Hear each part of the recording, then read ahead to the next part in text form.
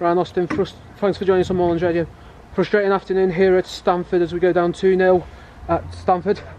Yeah, like you say, listen, it's been a frustrating afternoon.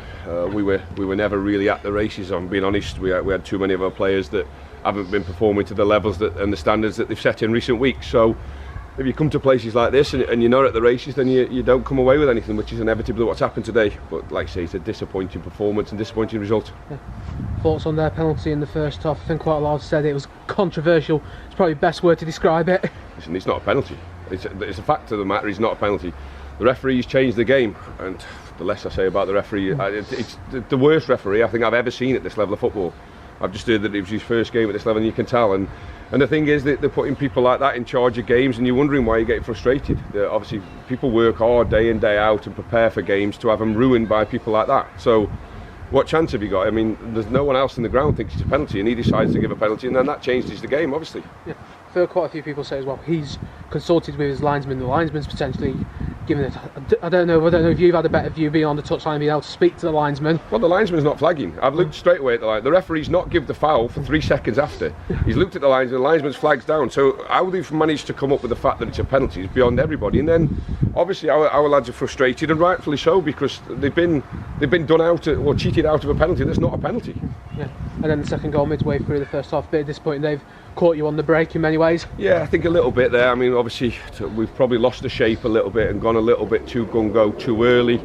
We've got to do better with the cross into the box. It's a poor cross behind everybody, and then it allows them to break. And then obviously we're outnumbered.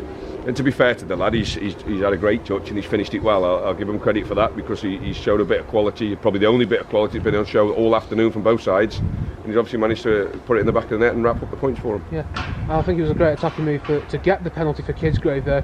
Nice work by Tom France down the line. Ruben, the ball evaded him at first. He managed to pick it up, and Dan Hayes brought him down. Yeah, I mean, like we say, we're positives that Franner and Dylan have come on and had an impact on the game, and like you say, but again, the penalty, it's never a penalty to us either. So that sums the referee up, and I'm not just going to stand here and obviously berate him on our decisions. It's not a penalty, but it was that sort of game where you just knew he was going to do something silly, and he did, and it's one of them things, I suppose. Yeah, and Ruben put it away. I suppose that just really summed up the afternoon in many ways. I've just said that in there. That sums our afternoon up perfectly well. We stuttered, stop-start, and never got going.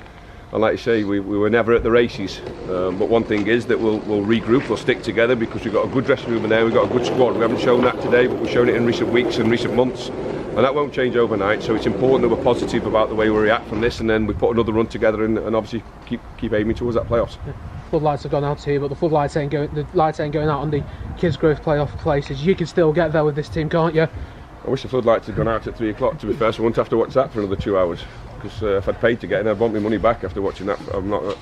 But no, listen. In all seriousness, we are still genuinely in that playoff push, and we will keep believing, and we'll keep pushing towards that, and we'll stick together. We've got, like I said there, we've got a strong group and we've got a good group. It's important now that we bounce back. We've got 2 home games coming up in the next 4 days over the next weekend, so pick maximum points up again, and then we're back in where we need to be. Okay, thank you for your time.